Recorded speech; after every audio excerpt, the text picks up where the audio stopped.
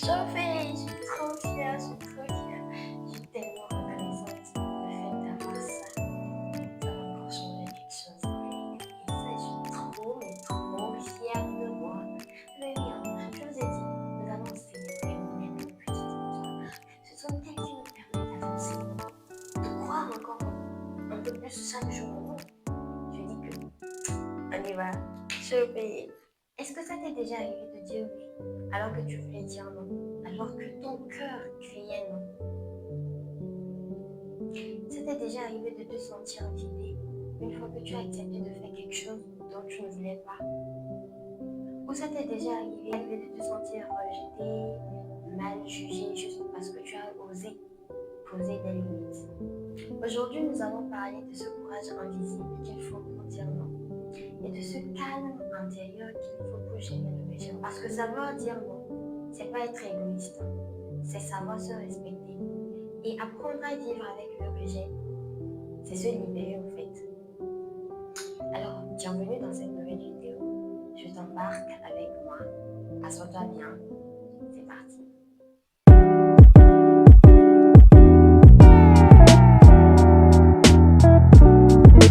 Dire non, c'est dire oui à soi-même. On croit que parfois dire non, c'est faire du mal, laisser, décevoir. Mais parfois dire non, c'est la chose la plus honnête et la plus saine qu'on puisse faire. Quand tu dis oui à tout, tu t'abandonnes, tu t'oublies, tu trahis tes besoins. Oui, et à force de toujours dire oui, oui, oui, tu finis par être épuisé. Tu finis par vivre pour les autres.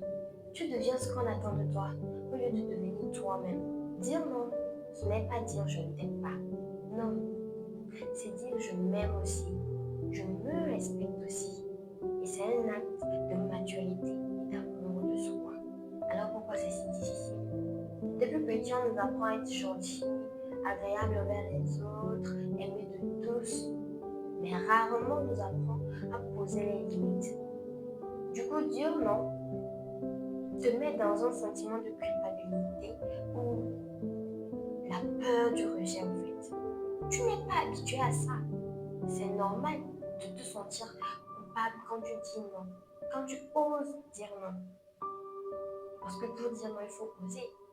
C'est pas à tout qu'on arrive à dire non. Mais voilà la vérité.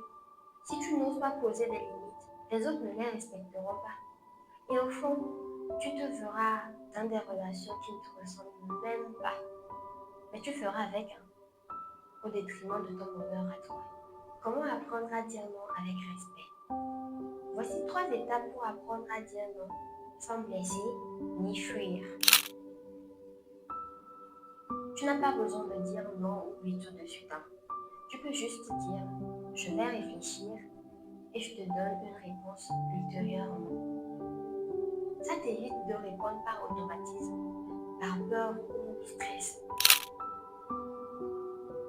Un non n'a pas besoin d'être dur pour être clair. Tu vois, tu peux juste dire merci pour ta proposition, mais je ne suis pas disponible.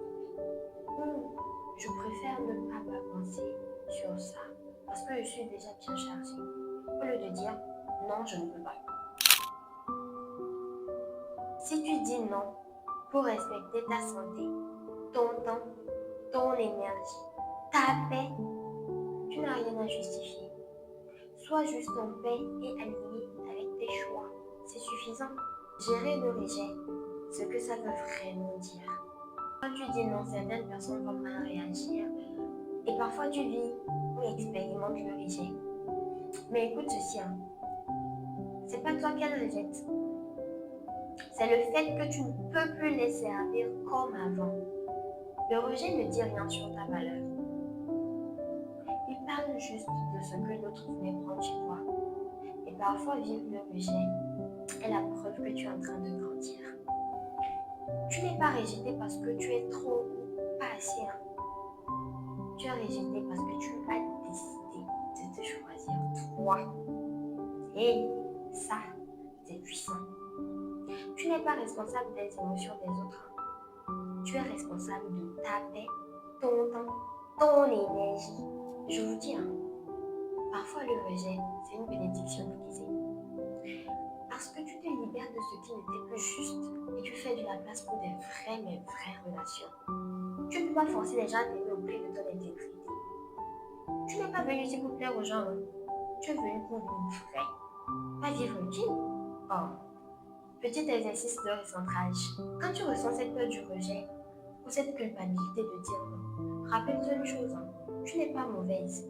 Tu es juste en train d'apprendre à t'aimer toi. Toi!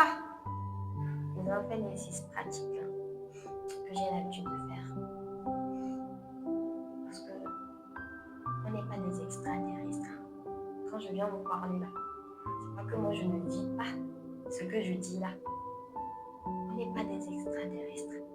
Il faut qu'on applique des exercices. Il faut que moi, en tout cas, je sache me recentrer sur moi. Que je sache me libérer.